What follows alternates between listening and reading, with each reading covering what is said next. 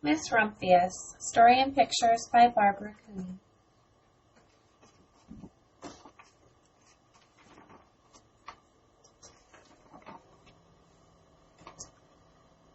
The Lupine Lady lives in a small house overlooking the sea. In between the rocks around her house grow blue and purple and rose-colored flowers. The Lupine Lady is little and old, but she has not always been that way. I know. She is my great aunt, and she told me so. Once upon a time she was a little girl named Alice, who lived in a city by the sea. From the front stoop she could see the wharves and the bristling masts of tall ships. Many years ago her grandfather had come to America on a large sailing ship. Now he worked in the shop at the bottom of the house, making figureheads for the prows of ships and carving Indians out of wood to put in front of cigar stores. For Alice's grandfather was an artist. He painted pictures, too, of sailing ships and places across the sea. When he was very busy, Alice helped him put in the skies. In the evening, Alice sat on her grandfather's knee and listened to the stories of faraway places. When he had finished, Alice would say, "When I grow up, I too will go to faraway places. And when I grow old, I too will live beside the sea." "That is all very well, little Alice," said her grandfather, "but there is a third thing you must do." "What is that?" asked Alice. "You must do something to make the world more beautiful," said her grandfather. "All right," said Alice, but she did not know what that could be. In the meantime, Alice got up and washed her face and ate porridge for breakfast. She went to school and came home and did her homework, and pretty soon she was grown up. Then my great-aunt Alice set out to do the 3 things she had told her grandfather she was going to do. She left home and went to live in another city far away from the sea and the salt air, and there she worked in a library, dusting books and keeping them from getting mixed up, and helping people find the ones they wanted. Some of the books told her about faraway places. People called her Miss Rumphius now. Sometimes she went to the conservatory in the middle of the park. When she stepped inside on a wintry day, the warm, moist air wrapped itself around her, and the sweet smell of jasmine filled her nose. "This is almost like a tropical isle," said Miss Rumphius, "but not quite." So Miss Rumphius went to a real tropical island where people kept cockatoos and monkeys as pets. She walked on long beaches, picking up beautiful shells. One day she met the Bapa Raja, king of a fishing village. "You must be tired," he said. "Come into my house and rest." So Miss Rumphius went in and met the Bapa Raja's wife. The Bapa Raja himself fetched a green coconut and cut a slice off the top so that Miss Rumphius could drink the coconut water inside.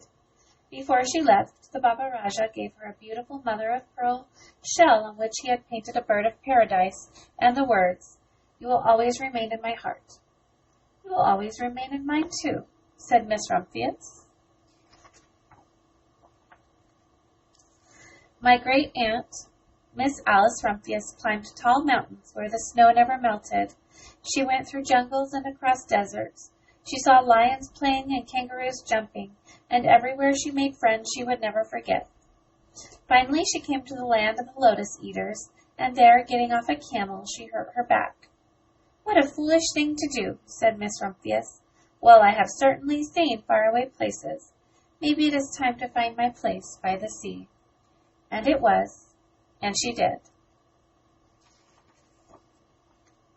From the porch of her new house, Miss Rumphius watched the sun come up. She watched it cross the heavens and sparkle on the water, and she saw it set in glory in the evening. She started a little garden among the rocks that surrounded her house, and she planted a few flower seeds in the stony ground. Miss Rumphius was almost perfectly happy. "But there is still one more thing I have to do," she said. "I have to do something to make the world more beautiful." "But what?" "The world already is pretty nice," she thought, looking out over the ocean. The next spring, Miss Rumphius was not very well. Her back was bothering her again, and she had to stay in bed most of the time. The flowers she had planted the summer before had come up and bloomed, in spite of the stony ground. She could see them from her bedroom window, blue and purple and rose-colored. "Lupines," said Miss Rumphius with satisfaction. "I have always loved lupines the best. I wish I could plant more seeds this summer so that I could have still more flowers next year." But she was not able to. After a hard winter, spring came. Miss Rumphius was feeling much better. Now she could take walks again. One afternoon she started to go up and over the hill, where she had not been in a long time. "I don't believe my eyes," she cried, when she got to the top. For there on the other side of the hill was a large patch of blue and purple and rose-colored lupines. "It was the wind," she said as she knelt in delight. "It was the wind that brought the seeds from my garden here. And the birds must have helped." Then Miss Rumphius had a wonderful idea. She hurried home and got out her seed catalogues. She sent off to the very best seed house for 5 bushels of lupine seed. All that summer, Miss Rumphius, her pockets full of seeds, wandered over fields and headlands, sowing lupines. She scattered seeds along the highways and down the country lanes. She flung handfuls of them around the schoolhouse and back of the church. She tossed them into hollows and along stone walls. Her back didn't hurt her any more at all. Now some people called her that crazy old lady. The next spring there were lupines everywhere. Fields and hillsides were covered with blue and purple and rose-colored flowers. They bloomed along the highways and down the lanes. Bright patches lay around the schoolhouse and the back of the church. Down in the hollows and along the stone walls grew the beautiful flowers.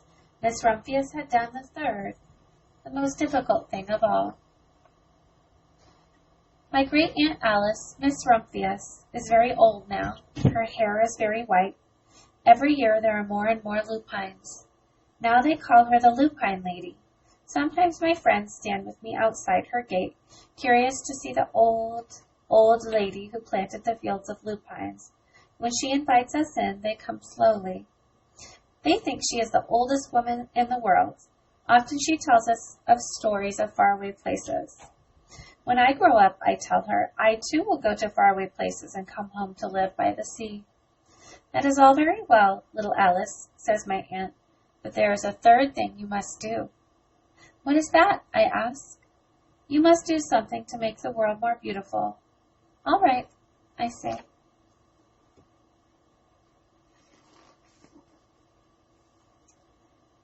But I do not know yet what that can be.